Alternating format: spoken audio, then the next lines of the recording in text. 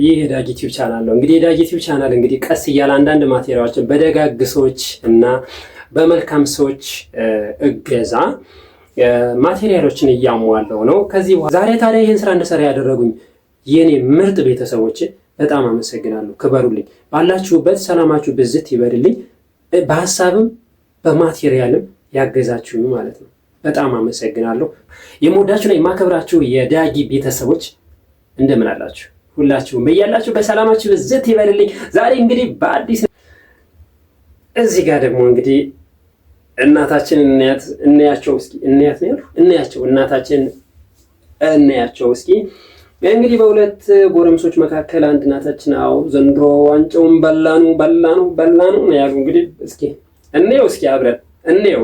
ይሄንን እንየው ማለት የሌለበት ነገር ስለሆነ እንየው። ይሄንን ነገርማ ማየት አለብን እና እስኪ ወደ ቪዲዮ እንሂድና ከዛ አይተን እንመለሳለን ማለት ነው። አረ ነፈው እንጂ ምንድነው? ዳኛው ምንድነው? አረ ነፈው እንዴ አንተ ምንድነው? አለቃ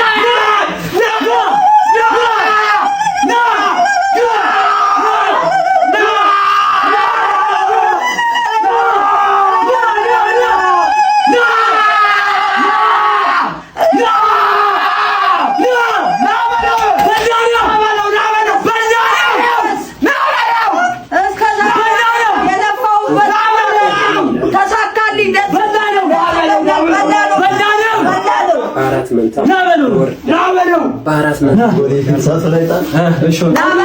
ምን ነካው ግን? ኧረ ተው አታበላ። አንደኛችን አትበላሽ እንዴ! ምንድነው? ተረጋጉ እንጂ እንዴ! ምንድነው እንደዚህ ነገር ይላችሁ? አንዳንዴ ማለት ነው ይሆናል አይደለ? ራስን ላለመጣልም መሞከር ጥሩ ነው እና እንደኔ መስተካከል አለበት ነው። እንግዲህ እዚህ ጋር ደግሞ ሁላችሁ በሌሊት እንግዲህ ተነስቶ ይሮጣል ማለት ነው። እንግዲህ ያው አንዳንዴ ስሜት አለ አይደለ? የኳስ ስሜት የሚባል ነገር አለና እኔ ግን ስሜት እንደዚህ ኦቨር ሲሆን ማለት ነው አይመቸኝም። ለምን መሰላችሁ እንዴ? ይሄ ሰው ዛሬ እንግዲህ አንደኛ ነጭ ስለተራገጠ ምንድነው የሚሆነው ነገር ነው። እስኪ ለማንኛውም ምን ነው በሌሊት ነው በነገራችን ላይ እንግዲህ ከሌሊቱ 6 ሰዓት በኋላ ነው እንደዚህ አይነት ሩጫ የሚሆነውና እስኪ እንየውና እንታዘብ አብረን ማለት ነው ምን እንደሚል እንየው። ከፈለችን እኮ እግር ኳስ እኮ ከፈለችን እኮ እግር ኳስ እኮ ከፈለችን እኮ እግር ኳስ እኮ ከፈለችን እኮ እግር ኳስ እኮ ከፈለችን። ፕራንክ መሆኑ ራሱ ሰውዬው አልገባውም። ፕራንክ ነው ብትለው ሌላ ነገር ነው ያደረገ፣ ሌላ ነገር መሰለው ማለት ነው። አይ ጋይስ ዛሬም ፕራንክ አለኝ። እዛ ጋር ማላውቀው ሰው አለ፣ ሄጂ ስሟለሁ። ከዛ ሪአክሽን እናያለን። ያሙሻም አረም ይገስ ሲቱን በፍቅር ፕራንክ ነው ዳጋ ካሜራ አለ።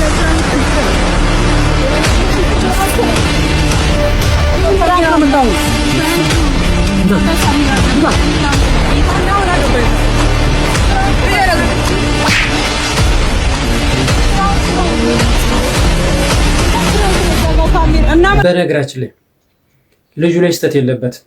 ምክንያቱም እየተከዘ ባለበት ኑሮ ናላውን ባዞረበት ሰዓት ፕራንክ ነው በሚል ምክንያት እንደዚህ ነገር ይሰራል እንደ ቤተሰብ? ኧረ በላ እንዴ ማለችው እኮ ሳመችው እሱ ሳይፈቅድ ዞረበት እኮ በቃ ዞሮበት አዞራት እንዴ አዞራት። አይገርማችሁም? ከባድ ነው ግን በነገራችን ላይ ፕራንክ የምትሰሩ ሰዎች ማለት ነው እየተጠነቀቃችሁ እሺ። ለእናንተ ነው አታመልጠኝም። ይኸው ባለበት ተከታትዬ ማለት ነው ተከታትዬ። እስኪ በነገራችን ላይ ይሄን ቪዲዮ እንየው እስኪ።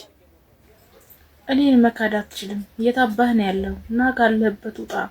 አንተ እናት ማህፀን ብትገባ ራሱ ቆፍሬ ያወጣለሁ። ጉድጓድ ውስጥ ብትገባ ቆፍሬ እንዲያወጣለሁ። ተገባህበት ማለት ነው። እኔ እኮ ነኝ እናት ነኝና መጀመሪያ እኮ ቆይ ጉድጓድ ውስጥ ብትገባም አወጣለሁ እየተባልክ ነው። በነገራችን ላይ ካልደረሰ እኔ አድርስ ብዬ ነው። እሺ እየሰማኸኝ ነው? ጉድጓድ ውስጥ ብትገባ ማለት ነው። ጉድጓድ ውስጥ ብትገባ ራሱ የምታመልጠኝ አይደለም ተብላል። እሺ ናና ቆይ ልንገርህ፣ ገና አላለቀም ልንገርህ ማለት ነው። በምሰራበት በስራ ቦታ እየተመላለስክ መግቢያ መውጫ ሰጥተኝ አንተ ነህ እኔን እንድቀርብ ያደረገ። ተቀረብኩ በኋላ እየታባህ ነው የምትሄድ። እየታባህ እበልሃለሁ እያልኩ ነው፣ አርድሃለሁ። እግዚአብሔርን እየታባህ ነው ያለው። ናውጣ ካለበት ለምን ተደበክ? ስራ ቦታም የለህም፣ አፈላልጌሃለሁ። ባህር ዳር እንዳለህ አውቃለሁ። ና አልፋታም፣ እገልሃለሁ እያልኩ ነው።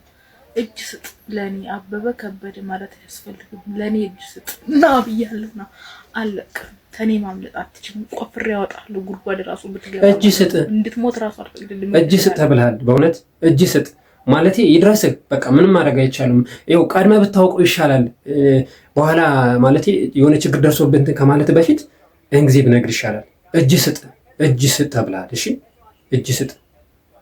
ቤተሰብ እኔ የምላችሁ እንደዚህ የሚሆኑ ወጣቶች ግን የሆነ ያስያዙት ነገር አላቸው ልበል በውድድሩ ሰዓት። ካልሆነ ግን እንዴት እንደዚህ ይሆናሉ? እኔ ልንገራችሁ ማለት ነው፣ አንድ የቅርብ ዘመድ ማለት ነው ቤተሰብ ቢሞት እንኳን ማለት ነው እንደዚህ ሆኖ የሚያለቅሱ ይመስላችኋል? ግን እኔ ግን የሆነ ማለቴ ያው ስሜቱ እኮ አለ፣ ግን ስሜቱ ደግሞ ከመጠን በላይ ሲሆን እኔ እንጃ። ግን ማለቴ ምን መሰላችሁ፣ እኔ እነሱን ስሜት እኮ ልነካ ፈልጌ አይደለም። በዛ ግን የሚለቀስበት ብዙ ያለ ግን ባህር ማዶ ተሻግሮ ላለ ነገር ግን እንደዚህ መሆን ጥሩ ነው ብላችሁ ታስባላችሁ? እንዳታስቡ፣ ጥሩ አይደለም በእውነት። ግን አንድ መርሳት የሌለብኝ ነገር የማመሰግናቸው ሰዎች ስላሉ እነሱን ላመስግን። ምናልባት በስም ጠርቼ ከሌ ማለት እችላለሁ። ነገር ግን የጓደኞችን የኔን እድገት የሚፈልጉ የቤተሰቦችን ፕራይቬሲ ለመጠበቅ ስል እንዲሁ በደፈናው እንዲሁ በጠቅላላ ዝም እያመሰግናችኋለሁና ምስጋና ይደርሳችሁ ብዬ እላለሁ ማለት ነው።